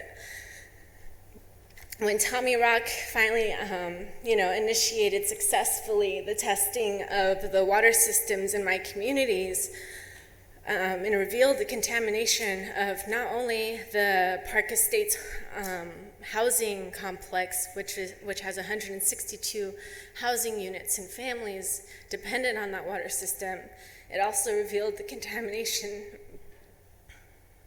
of our school's water system. Serving our elementary and middle school students, children from Head Start to 8th grade, for years. I'm a product of that school. And my son was going to that school when this contamination was revealed. And me and my husband, being the conscious parents that we were, constantly told him, don't drink the water at school, take your water bottle, tell your friends, trying to protect our little baby. And he would come home some days and, yeah, Mommy, I'm really sorry. I'm so sorry because I got really thirsty and I had to drink the water at school.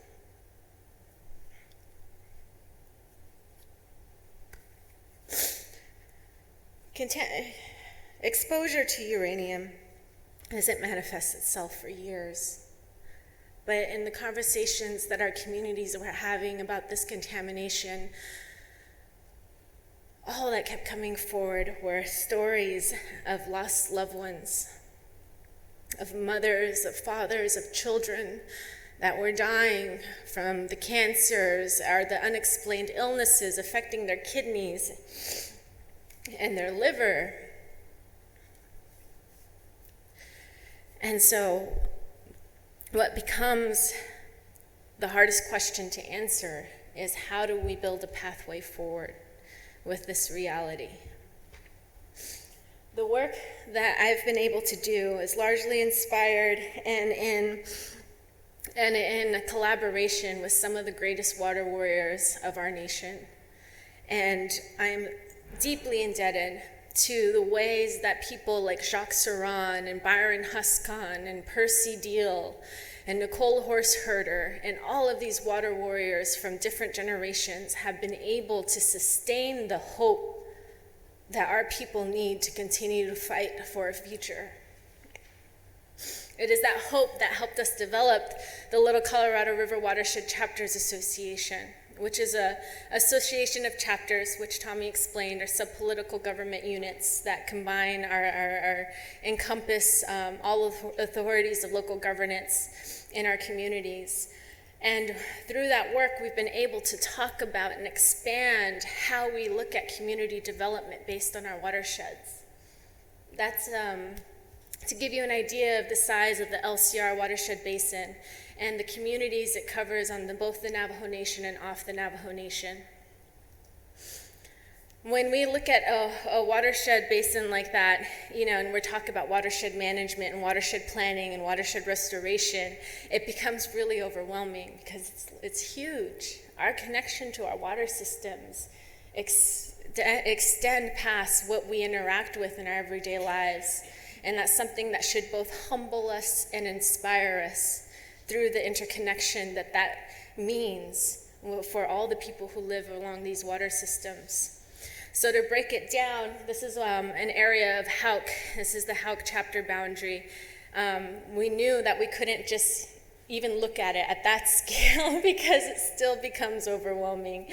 So what we've done with the communities is we worked with our people, starting first with developing a vision for our people and for our future that goes beyond these top-down processes that are limited by, financial constraints or what is the budget priorities for this year, and really looks at the long-term impacts and the legacy that we hope to build and be a part of. And with that, we start talking both about immediate needs and about potential development. And we break down and identify priority areas to focus our effort and to learn collectively what it means to revive our language, revive our culture, and to revive our responsibility to maintain and build a better community, to incorporate our own definition of sustainability, which our people have articulated as taking only what you need, but giving back much more than you take. With that, for Hauk, for example, we are able to narrow down their resource concerns and the things that we're seeing with massive erosion, the disappearance of springs, the disappearance of groundwater, the contamination from the Church Rock uranium spill, and all of these issues. There's so much more to a project area where they can have the most impact on the most amount of people and build up the capacity to understand and respond to these urgent situations affecting their watershed. And in this area, what we're going to be doing is looking at the flooding of 2 housing units. If any of you know anything about the Navajo Nation, housing is rare. So the flooding of these 2 housing units was causing health issues as mold was building up in the foundations of these homes that are being impacted, and people are scared about the health of their children. And what we're going to do is we're going to mitigate and divert some of those floodwater systems to not only beautify that housing unit, but to also go into the chapter feline area, the green area, to help them restore their food systems. This is the area that we cover. Our focus is on building local management by investing in our own people, investing in our own knowledge and in our own wisdom, developing a shared vision to create that unity that's needed to bring all of our stakeholders together, and organizing around that, and building a movement around our shared responsibilities. Because what we all need is a paradigm shift, and that's the only thing that's going to save us. We have to transcend beyond this conversation about what is the market value of our water and what solution will help us protect our profits. Because we have to ask ourselves, how much does our existence cost? How much does it really mean? How much do you value the future of your communities, because it's all impacted? And how hard will you work to ensure that we will survive? Through successful watershed planning, we can and we will create climate change mitigation and resiliency, but it's too late to stop it. The only thing we can do is evolve and adapt. And our cultures will lead us there. Thank you.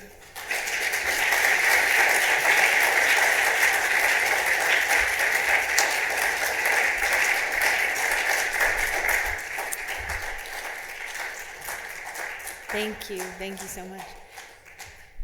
Chili Yazzie is the chapter president of Shiprock, New Mexico, a community that has been hit and affected very seriously by the Gold King mine wastewater spill. He is a farmer, an activist, a family man, grandfather, father, husband of 41 years today. He came all this way with his dear wife, Betsy Yazzie, on their anniversary. So we are very indebted to him for coming. And thank him. Okay.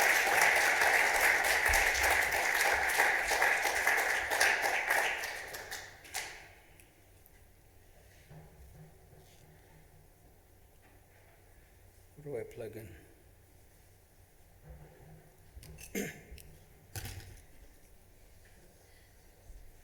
Yat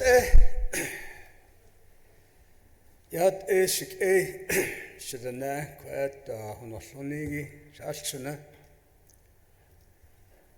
twohte nasha twohninshla ado aton anslenige ashinshla do twohetlin tasha kia ane tasha che twachine tasha nala ako hiha shalchune kondet tahilzado. I need to go to something else first. I'll do it.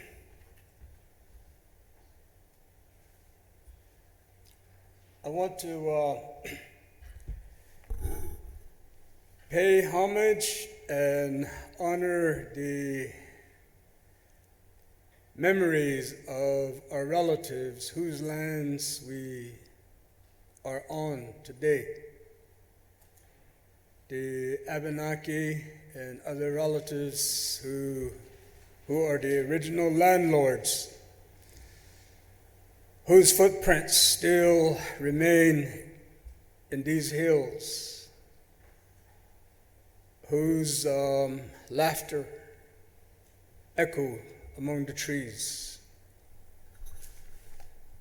I thank my brothers here, my brothers of the drum, for welcoming us with their song, giving us their blessings. Thank you, my brothers. Yahat.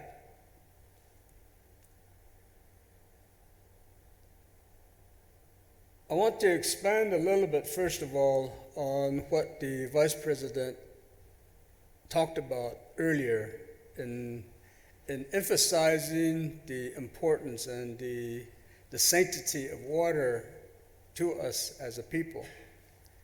He talked about the different places that have water names on our lands. And this is the case with many other tribal peoples, the world over, I would imagine. My little brother Tommy comes from Oljetwo. I guess that translates to moon water. And I am from Two. And again, our name for water is Two. So I'm from water, living along the perennial San Juan River. My father's clan is Twohetlini, waters coming together as in confluence. And my wife Betsy, who sits back there, is of the Tkapaha clan, water dwellers. And her paternal grandpa is Bitterwater, Twitich. So yes, very definitely we identify ourselves by the relationship that we have with water. I want to thank Farina and your colleagues for inviting us today, your sponsors, and the hospitality of Dartmouth College. It's a privilege to be here.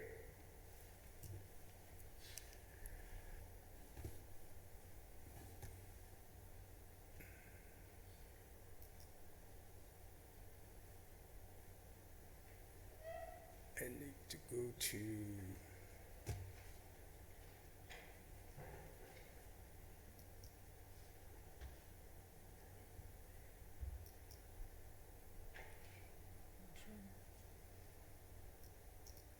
You want that one?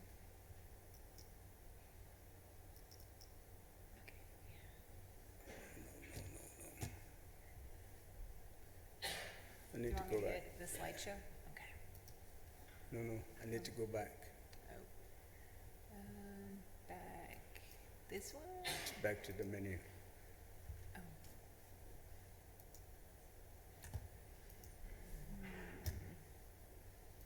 One second. That one. Wait. A word? Let me go back. Okay. This? First one. Okay, there you go. And you want me to press play? Yeah.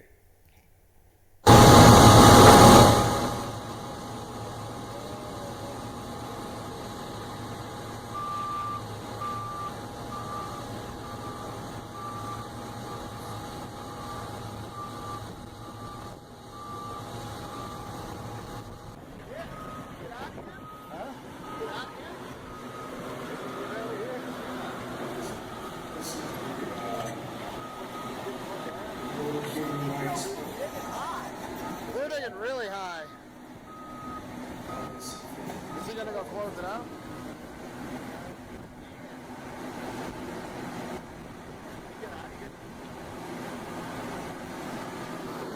What do we do now? Get a little video of this, I suppose.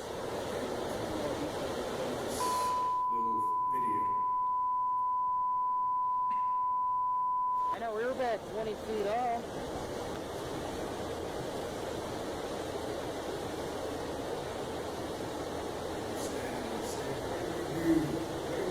Send your pocket over. I want to ride to that side. Let's get out of here. Send your pocket over. Get me over there. Keep going.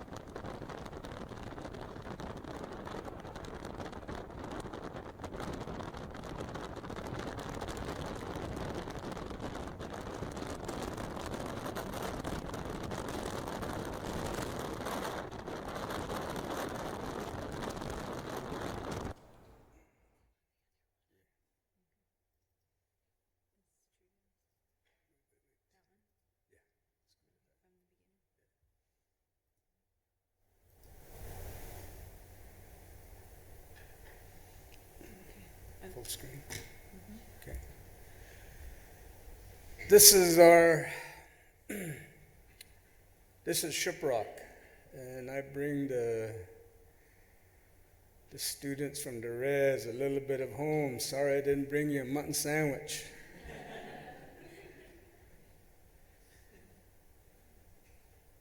In my life, I'm introduced here as an activist. But I stand here before you first as a grandpa, a Che, a Nali, and a farmer. Throughout my years of activism, since I was 19 years old or so, I've been involved with many different things, including human rights, civil rights, discrimination, racism, and on to the environmental issues. And as alluded to here by the other panel members, the Navajo Nation is a wasteland. that has been devoured by industry through the years. We've had to deal with massive strip coal mining, uranium mining, uranium processing, oil and gas, and the latest scourge being fracking. So my part of my story I've written here in these few words that encapsulates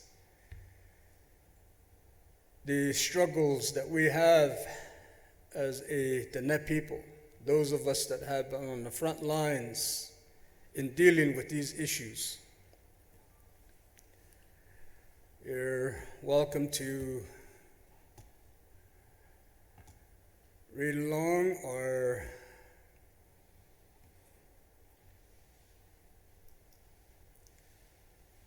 watch my mouth. Wandering, hunting, living, loving life, we were once free. One breath with the stars and earth, all that we could see. On life path of blissful hardship, where we supposed to be. With blessed ways, values, and songs, we knew who to be. Columbus came stumbling, unleashing Euro colonist attack. Conquistador enslaved the people for God, gold, and glory. Mexicans stole our women and children, we hit them back. Eons old pale-faced war on tribal peoples is our painful story. Doctrine of discovery commanded by the Pope, endorsed annihilation to quench euphoric lust to amass all the gold. Old world savages do genocide, imposing Christendom by force. Kidnap, slavery, disease blanket, long walk treacheries unfold. Scheming U.S. government complicit in rape of our lands, instituting colonial governmental ways to get the oil lease. Our grandpa leaders didn't see the devious government plan was to allow greedy corporations to dig up the energy beast.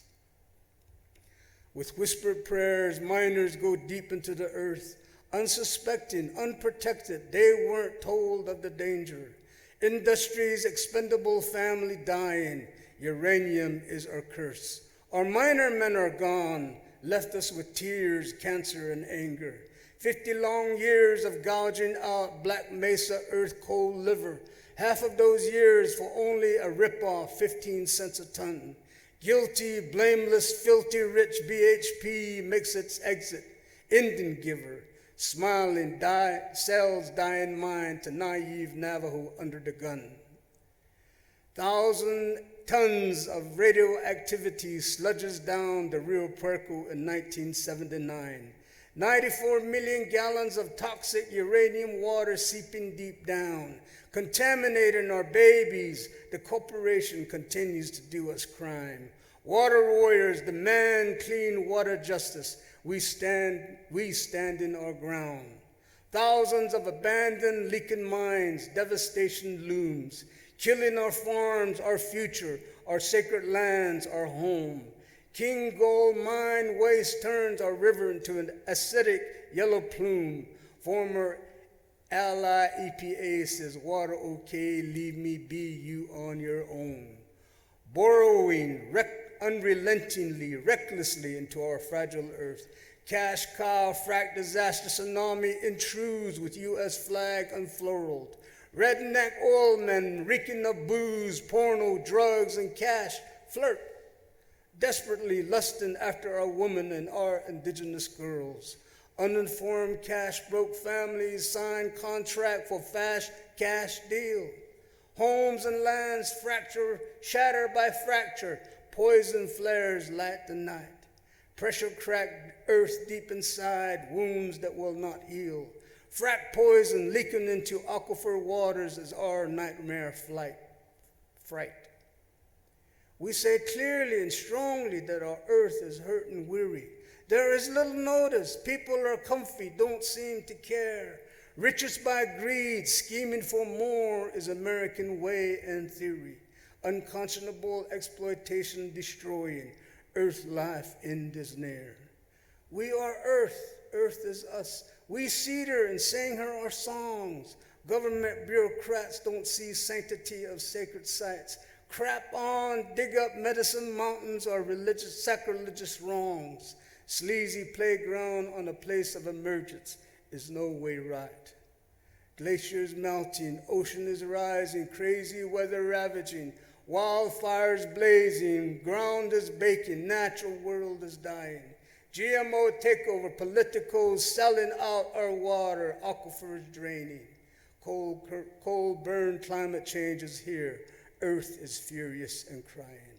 Our elders lived the beauty and happy times of life of earth. Now we see a future of troubles. What about our little ones? Child of earth, rise, sing the drums, stand to defend the earth. Indigenous must turn the tide.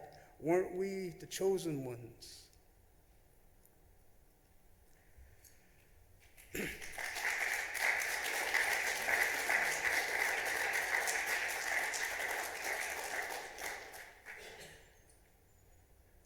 The picture there is of our San Juan River at home in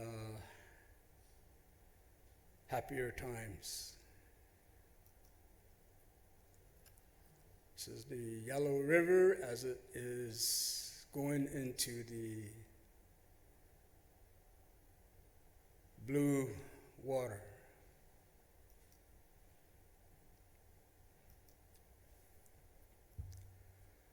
The farmer momentarily idles on the ground under the welcome shade of the tree. The half-grown corn are happily waving at him in the summer hot breeze. The irrigation water slowly trickles down the furrows through the rows of corn. He thinks about his farmer status after his years on the government payroll. I missed that job, but I always wanted to be here in this hard, tiring, and happy work. He examines his rough hand getting smoothed down by his weed-killing hoe. He smiles as he sees his grandson bouncing toward him through the melon field. Shache, shache, the man on the radio said the river is turning yellow. Half joking, he says, my son, my grandson. Maybe he said the river is turning mellow. Not sure what his pride and joy is babbling about, they start walking home. Shache yaja, we're gonna have a good crop this year. Our melons are growing nice, and our chilies, tomatoes, squashes, and our ready-to-cut hay needs one more watering. We'll make some good bucks this year. New clothes for school. I'm glad I'm a farmer. The wife is quiet, serving lunch. Finally, she says, there's contamination in the river. Visiting the neighbor, tending his horses. Yeah, don't sound good. Yellow River. They're going to give a full report at the community meeting this evening. Gotta be there. Our large chapter house is full of people. The concerned, the angry, the inquisitive. The tribal representatives tells us an EPA contractor broke open an old gold mine up past Telluride that was holding back mine wastewater under great pressure. The early report is there may be 1 million gallons of mine waste coming our way. Different kinds of heavy metals in the wastewater causing the river to turn yellow. There are thousands of old mines in Colorado. This Gold King mine was shut down in 1923. Many of these old mines interconnect. The buildup of water inside those mountains caused a higher pressure release when the mine was breached, releasing a torrent of waste. Over 3 million gallons of contaminated wastewater is coming in an 80-mile-long plume, moving 4 miles an hour with toxic heavy metals, including lead, mercury, and arsenic. We are confused. Anger starts to boil. Our elders have sad, misty eyes. This is so surreal. Nobody knows the impact. We don't know what will happen. The water is being shut off. I am frantically irrigating all the fields. Yellow plumes supposed to reach us in 2 days. Irrigating all night into the next day. They turned the water off too soon. Miscalculation. More and bigger meetings, government big dogs and tribal politicals converge on us. Cameras are whirring, media of every sort stumble over each other, international news. What are the facts? Who's at fault? EPA whimpering around. Did the contamination pass by? Oh man, what about our crops? What can we do? What about the bears and the deer and the birds? EPA says, yes, it's our fault. We'll make it right. Navajo prayers, yowls, we're going to sue you, EPA. Navajo sets up confused incident command center. At least they look and sound impressive. EPA buys semi-loads of hay, hires water transporters to deliver desperate needed water. Hires fracking fields water delivery outfit who mobilizes with trains of water tankers, filling massive black tanks that we found to be petrol tanks. Stupid EPA thinks we're stupid. Get these dirty tanks off our lands. We reject these frack tanks, trucks, and operators. BIA kicks in professional operation, sets up large water tanks up and down the river, trucking in water day and night from the clean water source Navajo Dam, Nappy Water. Good-hearted people world over, sending cash, prayers, and truckloads of bottled water. Thank you, but it's the crops and the animals that are thirsty, not us. Thank you for caring. Farmers, ranchers line up week on week for water, some with rickety trucks and old barrels. Animals are watered. Stay away from the river, hauling water to crops in desperation. Test the water again. Water okay. Upriver communities and farmers using the water. No, not us. Near impossible to water all the crops. Forget the alfalfa. Which crops do we save? Damn. Corns are thirsty and dying. Damn the EPA, damn the government, damn the industry. Still scrambling. 1 month later, BIA pulls out. Navajo struggles to pick up the slack. Media's leaving town on to the next hot story. Navajo prayers still talking. EPA losing memory. Our poor corn has withered. Our precious melons dead on the vine. Life just ain't fun no more. We tired, we frustrated, angry. Brockovich is mad, save few crops. Somebody's gonna pay. Different testers test the river. No conclusions. Can't say extent of damage or when it's safe. Government says farmers will get compensated. Payday time, lawyers licking their chops. Warriors, water tests okay. Res Pres says turn on the water. EPA steps out. Water must be okay. Bye, bye, bye. Is it conspiracy? We don't trust government. Unbiased universities says it seems okay. But these heavy metals are long-term deal. Any complication won't be seen for many years. Who do we believe? They all sound the same. Maybe it is okay. How do we know for sure? Our great dilemma is, do we turn on the water to farm and risk forever contamination? We are torn. We need water, but we must also preserve farms for our coming generations.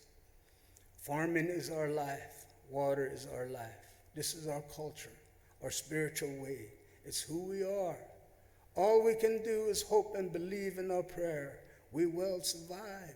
Again, yes, we shall survive.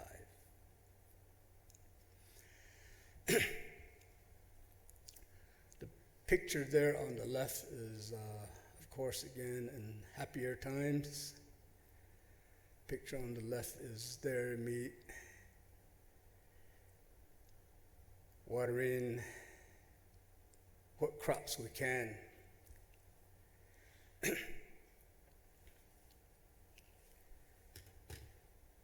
We still are in a state of uncertainty. The water was turned on. The water is running into our irrigation systems. There are those of us who remain apprehensive whether or not that was the thing to do. We don't know. They're telling us that we'll turn the water off when it starts raining, when the storm comes in, and there's turbidity in the water that will stir up the contaminants that have settled into the bottom of the river. Such a chancy proposition. But nevertheless, the water has been turned on. We shall see. We've had a lot of talk from government. And to this day, we have not had any kind of meaningful support. The compensation that's been promised the farmers is nowhere in sight. The alternative water sources that we demanded is nowhere near. And I present to you in this way to give you a glimpse of our world inside in dealing with this catastrophe. Thank you.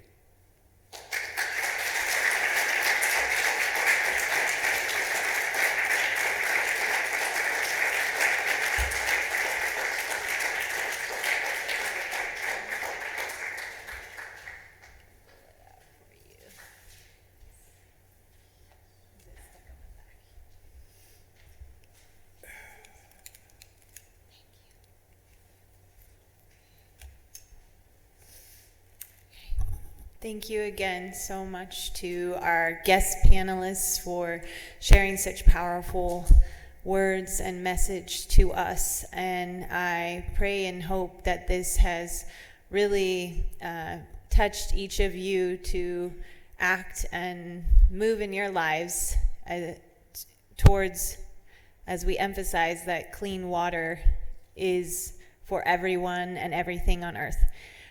We are going to conclude with the Advocacy drum group, Blackhawk singers, and hoop dancer, Cayuga, and Navajo Nation, Eva Big Horse. She'll come up. I wanted to also share with you a piece that was, show you quickly, I'll step out to the side, but a Navajo rug that was weaved by my friend and colleague Gerard Begay in the Phoenix, Arizona area in honor of this event for the blog contest. And he was inspired by a story that his grandfather told him of the fringed mouth ye, which is a part of sacred Navajo ceremony, and speaks much to the connection between plant, life, water that inspired this work. So I will show that, pull it out here before we hear from the drum group and see Eva Big Horse perform.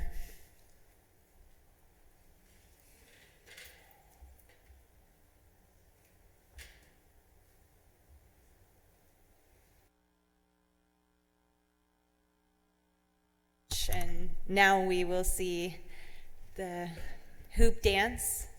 And I don't know if you want to say something first.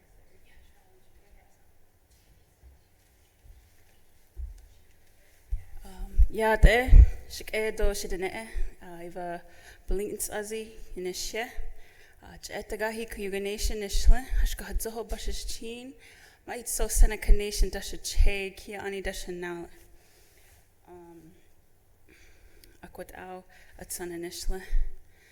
My name is Eva Big Horse. I'm friends with Farina. She asked me to come and share hoop dance.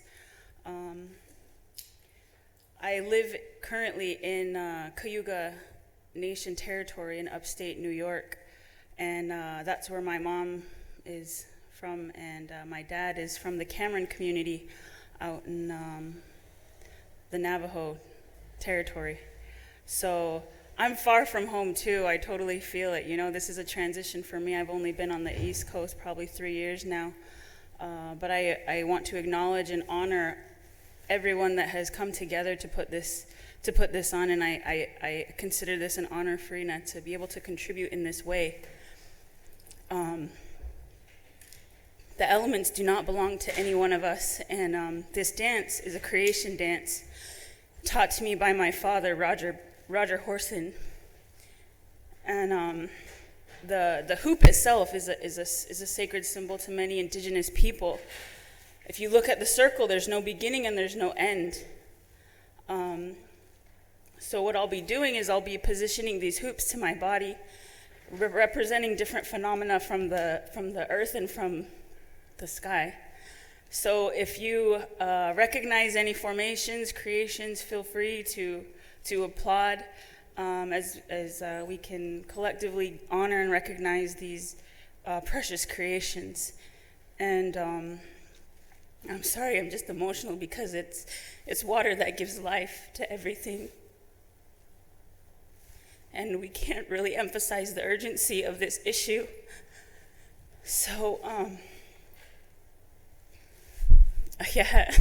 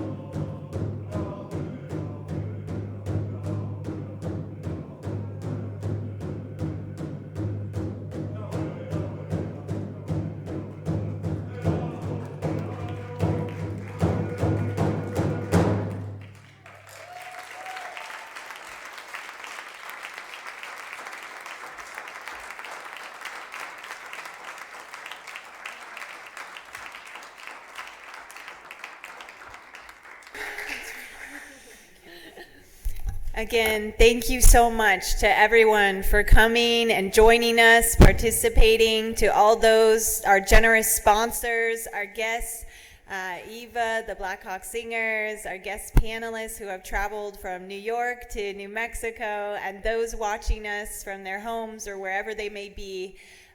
Bless you, thank you, and hagone, as we say in Dene Pikeya. Goodbye and good night.